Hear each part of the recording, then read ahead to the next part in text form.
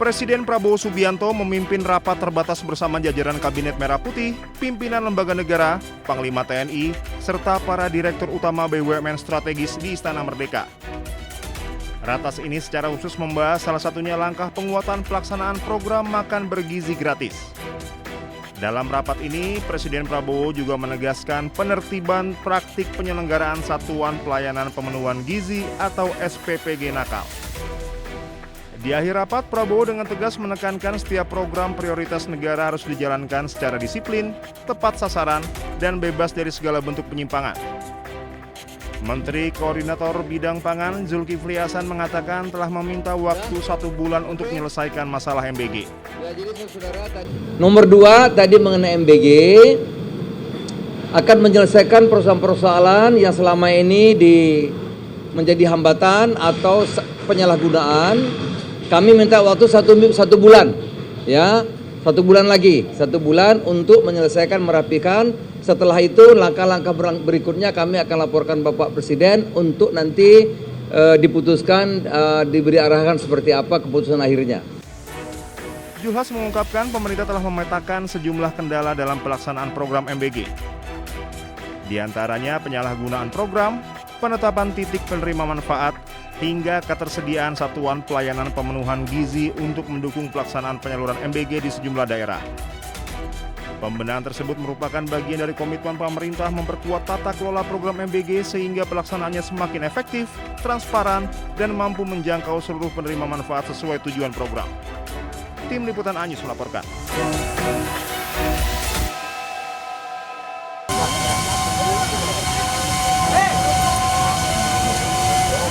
Besaran bensin ya Allah, kayak ya Allah, meledos kabeh. Kebakaran hebat melanda rumah dan toko milik Sugeng Widodo, 56 tahun di Desa Johowinong, Kecamatan Mojo Agung, Kabupaten Jombang, Jawa Timur. Kobaran api diduga berasal dari anak pemilik rumah yang sedang memasak di dapur, namun tiba-tiba tabung gas LPG-nya bocor. Kobaran api menyambar korban dan atap rumah yang mudah terbakar sehingga cepat merembet dan membesar. Warga tak ada yang berani mendekat karena beberapa kali terjadi ledakan dari dalam rumah tersebut. Widodo, anak dari pemilik rumah yang menderita luka, langsung dievakuasi oleh petugas dan dilarikan ke rumah sakit terdekat untuk mendapat penanganan medis. Selain mengevakuasi korban, petugas langsung melakukan pemadaman agar api tidak merembet ke rumah warga lain yang ada di sekitarnya. Tadi api berasal dari dapur. Saat memasak sesuatu, mungkin ada gas yang bocor atau mungkin ditinggal kemana sehingga api berasal dari dapur tersebut, akhirnya menyambar rumah sebelahnya. Kebetulan plafonnya dari PVC sehingga api segera membesar. Itu menyambar apa? Ya, termasuk menyambar plafon. LPG? Ya, kebetulan di situ ada namanya toko ya, ada LPG, mungkin dugaan bisa bocor atau bagaimana sehingga api membesar. Sempat terjadi ledakan apa tidak, Pak? Ada ledakan tadi, keterangan warga ada ledakan. Dugaan awal masih dalam penyelidikan, kita masih belum bisa memastikan untuk penyebab awalnya di kejadian ini.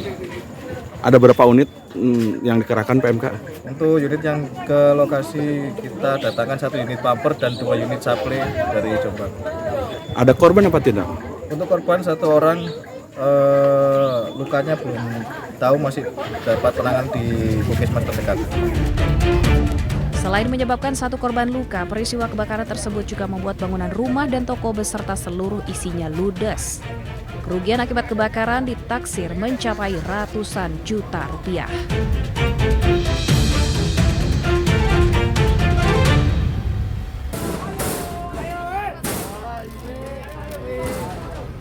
Puluhan mahasiswa UIN Sunan Ampel, Surabaya, Jawa Timur berunjuk rasa di depan kampus mereka. Dalam aksinya, mereka mendorong pintu gerbang untuk berusaha masuk dan menemui pihak kampus. Tidak lama berselang, pihak kampus menemui mahasiswa dan menggelar dialog untuk mendengar aspirasi mereka. Di hadapan perwakilan kampus, mahasiswa menyampaikan tuntutan agar PLT Rektor segera mundur.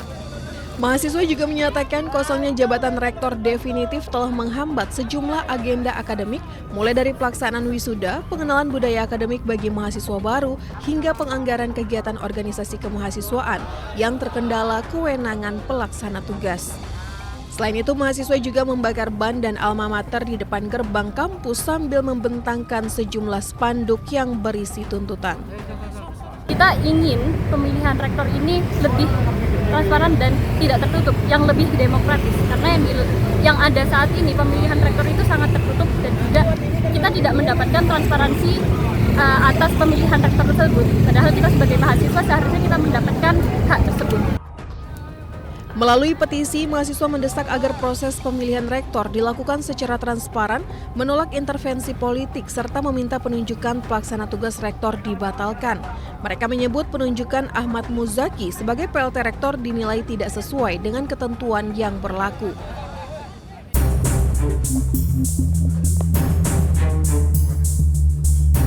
Pria 26 tahun ini asal Wonosobo tak berkutik saat ditangkap tim Resmo Polres Temanggung di sebuah kamar kos di Sleman, Yogyakarta.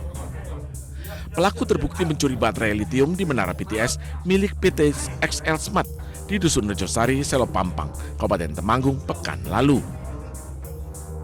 Hasil penyelidikan, pelaku datang menggunakan mobil, kemudian memotong pagar pembatas menara BTS, merusak gembok dan gagang pintu box, lalu melepas 3 baterai litium yang terpasang menggunakan kunci Inggris dan obeng.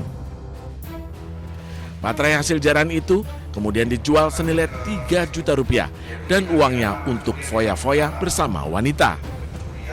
Pelaku melakukan aksinya dengan cara memotong kawat pembatas tower, kemudian merusak gembok dan gagang pintu, dan mengamankan baterai litium yang ada dalam box BTS.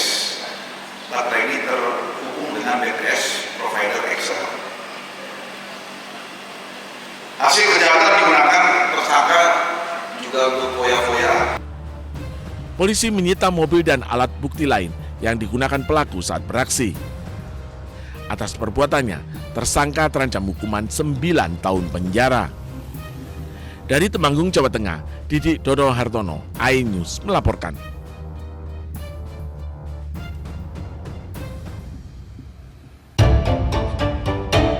Buka pintu nih, buka. Buka. Belum. Buka. Salah sih buka. Lawang. Buka lawang enggak? Buka lawangnya enggak? Lawangnya buka enggak? Tim Resmo Polres Temanggung meringkus seorang pria di sebuah kamar kos di Sleman, Yogyakarta. Borgol. Siap.